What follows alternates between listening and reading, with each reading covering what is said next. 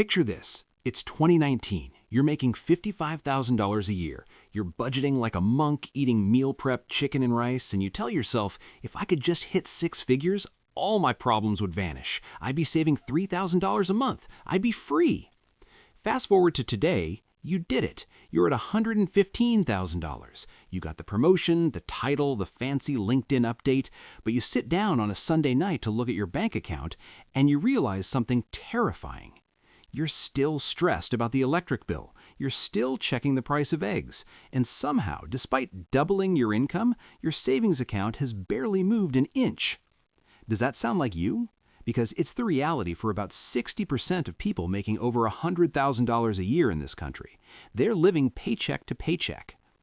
My name is Prime, and I spend way too much time thinking about why smart people stay broke.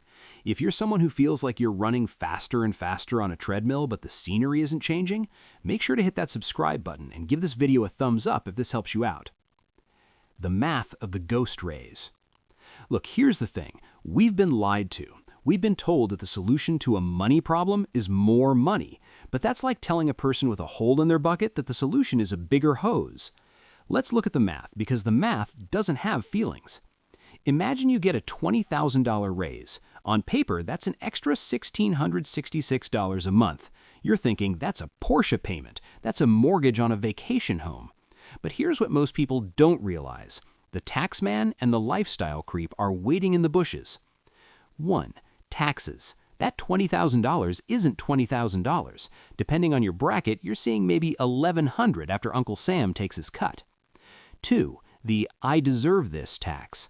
You celebrate a nicer dinner, a slightly better bottle of wine. That's $150 gone. 3. The convenience tax. You're working harder for that raise, so you start paying for Uber Eats because you're too tired to cook. That's $300 a month. Suddenly, that life-changing raise has been whittled down to about $400 of actual liquid breathing room, and then the car breaks down. This is where it gets really interesting. There is a specific point, a mathematical inflection point, where a salary increase actually decreases your happiness. The hedonic treadmill, the psychology. Now, you might be thinking, Prime, I'm disciplined. I won't buy a Ferrari just because I got a 10% bump. And you're probably right. You won't buy the Ferrari, but you will buy the better toilet paper. You'll upgrade to the mid-tier gym instead of the $10 a month basement box.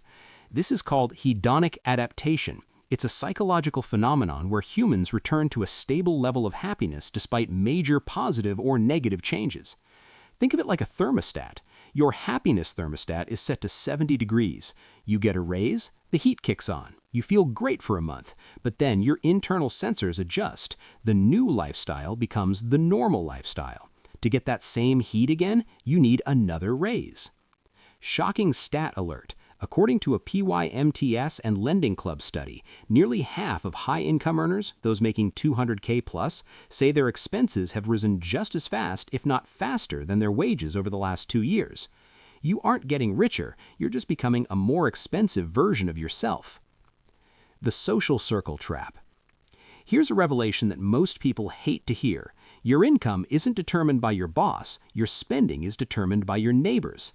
When you make $50K, your friends make $50K. You go to dive bars, you play frisbee in the park. When you make $150K, you start hanging out with people who make $150K. Suddenly, vacation doesn't mean camping, it means a $6,000 trip to an all-inclusive in Tulum because that's what everyone else is doing. If you don't consciously choose your lifestyle, your social circle will choose it for you. And let me tell you, your social circle is terrible at financial planning. How to break the cycle. Actionable steps. So how do we stop the bleeding? How do we make sure the next raise actually sticks? 1. The 50% rule for raises. The moment you get a raise, before you even see the first paycheck, automate 50% of the net increase directly into an investment account. If you get an extra $1,000 a month, $500 goes to VOO or VTI. The other $500, use it. Buy the nicer shoes. Go to the dinner. You have to reward yourself or you'll burn out, but you must tax yourself first. 2. Audit the invisible subscriptions. I'm not talking about Netflix. I'm talking about the convenience subscriptions. Look at your DoorDash history. Look at your convenience purchases. If your income went up 20%, but your convenience spending went up 40%, you are losing the game. 3. The waiting room strategy. For any purchase over $200 that isn't a necessity, you have to wait 72 hours. Why? Because the dopamine hit happens at the thought of buying, not the owning.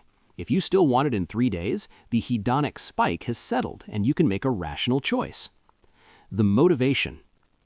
Look, I'm not telling you this to be a buzzkill. I'm telling you this because I want you to be dangerous. Wealth isn't the ability to buy things. Wealth is the ability to say no.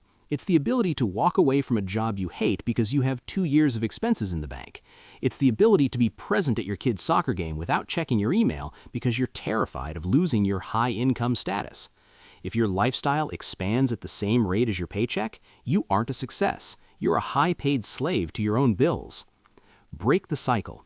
Keep the monk mindset even when you have the king's salary. Conclusion and next step.